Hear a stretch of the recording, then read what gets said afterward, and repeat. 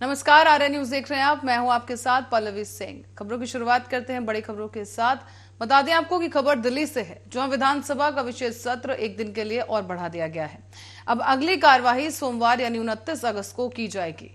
इसी दिन दिल्ली की आम आदमी पार्टी सरकार विश्वास मत प्रस्ताव लाएगी और दिल्ली के सीएम अरविंद केजरीवाल ने विधानसभा में कहा है कि उनकी सरकार विधानसभा में विश्वास मत प्रस्ताव लाना चाहती है, ताकि दिल्ली के मतदाताओं को यह स्पष्ट हो जाए कि भाजपा का ऑपरेशन लोटस दिल्ली में कीचड़ बन गया है।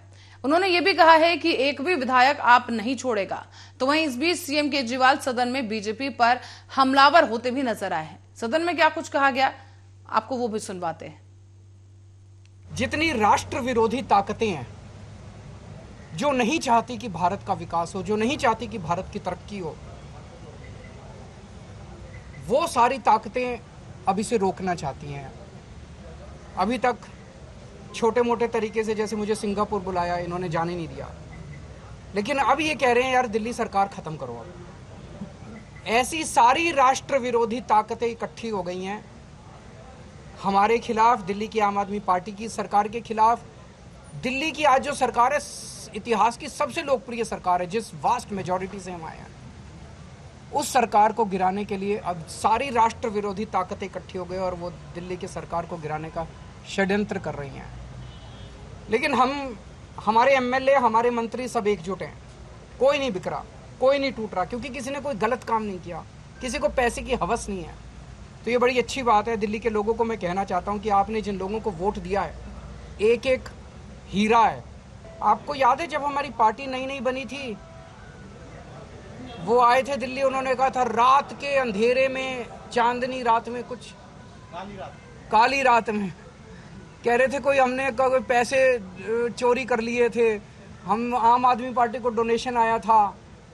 तो यार 2013 की बात है वो, 2013, आज 9 साल हो गए। क्या हुआ उसका?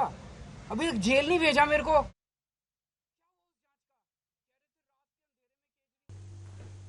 और अब बढ़ते हैं अगली खबर की ओर। खबर जोधपुर से है, जहां पर जय नारायण व्यास विश्वविद्यालय के छात्र संघ के निवर्तमान अध्यक्ष रविंद्र सिंह भाटी और एसएफआई के अध्यक्ष पद के प्रत्याशी अरविंद सिंह ने शुक्रवार को मतदान में गड़बड़ी करने का गंभीर आरोप लगाया है। भाटी ने कॉलेज प्रशासन और पुलिस पर गड़बड़ी के ये आरोप लगाए हैं और इस दौरान उन्होंने वैभव गहलोत का भी नाम लिया। आपको बता दें कि एसएफआई के अध्यक्ष पद के प्रत्याशी अरविंद सिंह भाटी ने खुलकर ये आरोप लगाया है। कहा गया कि मुख्यमंत्री के बेटे वैभव गहलोत के इशारों पर सरकारी मशीनरी का दुरुपयोग किया गया है। वैभव गहलोत छात्र संघ चुनाव में सिर्फ कुछ लोगों को साथ लेकर चलना चाह रहे थे, जबकि उनकी संसदीय क्षेत्र के सभी समाज और कई अन्य जाति के लोग भी रहते हैं। उन्हें युवाओं का सहयोग नहीं चाहिए। भाटी ने यह भी कहा है कि वैभव गहलोत की प्रतिष्ठा बचाने के लिए पूरा फर्जीवाड़ा किया गया है और एसएफआई प्रत्याशी का यह भी गंभीर आरोप है कि कांग्रेस से जुड़े हुए कॉन्ट्रैक्ट पर काम करने वालों को ड्यूटी पर लगाया गया था। अरविंद सिंह ने यह आरोप लगाया है कि न्यू कैंपस में उनके सामने ही एनएसयूआई के जो चेतन ग्वाला हैं और रामचंद्र ज्वालिनिया हैं, उनके गेट पर खड़े होकर मतदाताओं को प्रभावित किया गया और 6 नंबर बूथ पर पूर्व छात्र संघ अध्यक्ष सुनील चौधरी फोन लेकर अंदर बैठे थे, लेकिन पुलिस ने उन्हें नहीं रोका। 1 घंटे तक किसी भी पुलिस अधिकारी ने उन्हें बाहर नहीं निकाला है।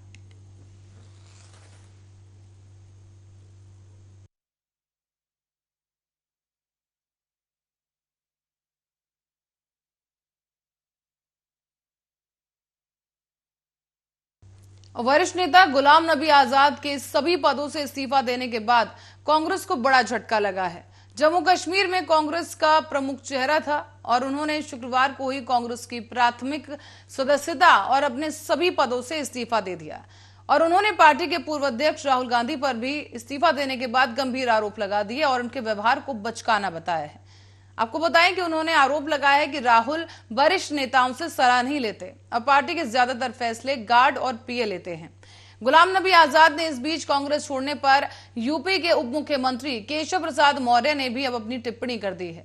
उन्होंने कहा कि कुछ समय बाद वो दिन भी आएगा कि जब कांग्रेस में सिर्फ राहुल गांधी, प्रियंका गांधी और सोनिया गांधी ही रह जाएंगे। उन्होंने ये भी कहा कि अब तक बहुत सारे लोग कांग्रेस छोड़ चुके हैं और इस सिलसिला आगे भी बरकरार रहने की संभावना है।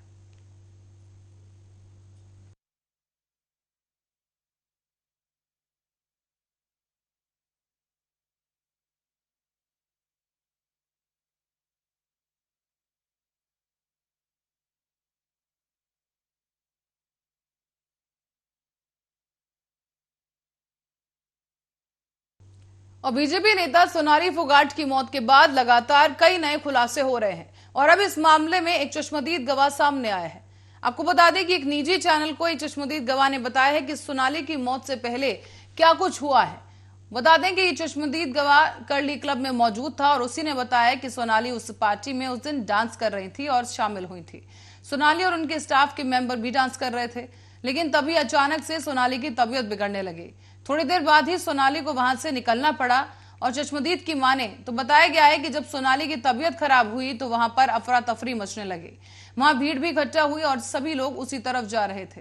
उन्होंने पहचान लिया था कि ये सोनाली फोगाट है। तभी चश्मदीद ने देखा कि कुछ लोग सोनाली को टॉयलेट की ओर ले जा रहे थे, लेकिन वहां पर वो कम वक्त था और सभी व्यस्त थे, इसीलिए वहां कोई पहुंचा नहीं और एक्टिविटी को ध्यान से नहीं देख पा रहे थे। बाद में चश्मदीद का कहना है कि उन्हें यह ख्याल आया कि उन्हें ज्यादा दखल नहीं देना चाहिए। पुलिस ने इस केस में अभी तक 4 लोगों को गिरफ्तार कर लिया है और फोगाट के पीए सुधीर सांगवान, सुखविंदर सिंह, कर्ली क्लब के मालिक और एक ड्रग पेडलर पुलिस की गिरफ्त में है। इसी के साथ ही पुलिस ने 2 ग्राम ड्रग्स को भी बरामद किया है और पुलिस के मुताबिक ड्रग पेडलर ने सुखविंदर को होटल में एमडीएमए दिया था। सुखविंदर ने ड्रग्स को टॉयलेट में छिपाया था और अब इस पूरे मामले को लेकर गंभीरता के साथ हर बिंदु पे जांच की जा रही है।